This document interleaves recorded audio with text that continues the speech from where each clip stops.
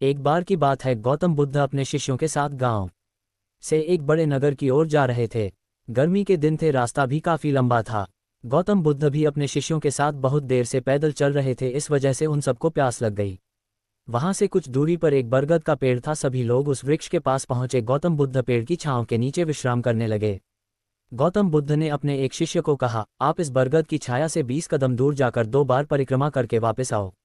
शिष्य वैसा ही करता है जैसा बुद्ध ने कहा था। परिक्रमा करने के बाद जब शिष्य गौतम बुद्ध के पास आया तो बुद्ध ने पूछा कि क्या आपको किसी ठंडी हवा का अनुभव हुआ था।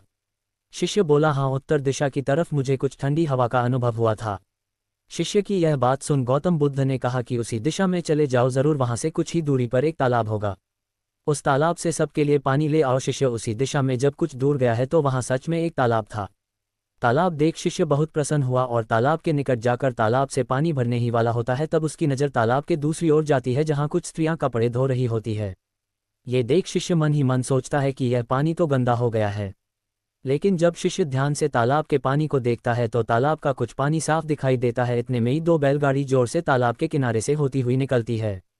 बैलगाड़ियों के पहिए तालाब की मिट्टी के ऊपर इतनी जोर से निकलते हैं कि तालाब के नीचे बैठी बहुत सारी मिट्टी तालाब के ऊपर आ जाती है, जिस वजह से तालाब का बचा हुआ पानी भी गंदा हो जाता है।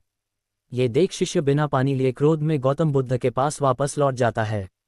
वह बड़े ही निराशा भाव से गौतम बुद्ध को सब बातें बताता है।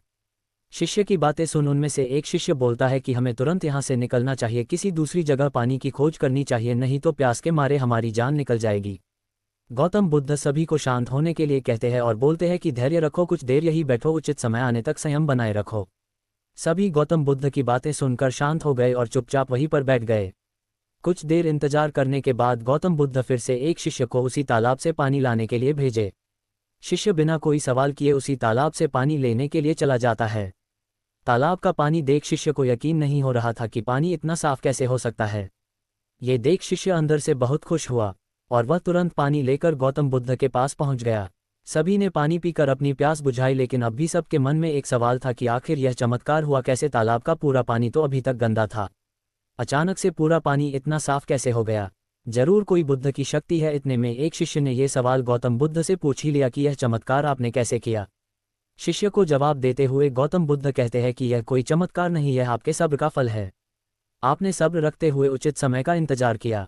जितनी देर हम सब लोगों ने सब्र किया उतनी देर में तालाब के पानी के ऊपर तैर रहे सभी गंदे तत्व और मिट्टी तालाब के पानी के नीचे बैठ रहे थे।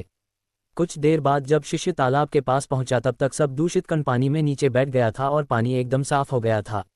यदि उस समय आप लोगों ने सब्र न किया होता तो शायद इतनी तेज गर्मी में पानी की खोज में प्यासे रहकर अब तक मृत्यु को प्राप्त हो गए होते। क्योंकि यहाँ से अगला कोई तालाब है या नहीं, और होगा भी तो क्या उसका पानी साफ होगा या नहीं, इन सब कारणों से आप कभी प्यास न बुझा पाते और प्यास से मर जाते।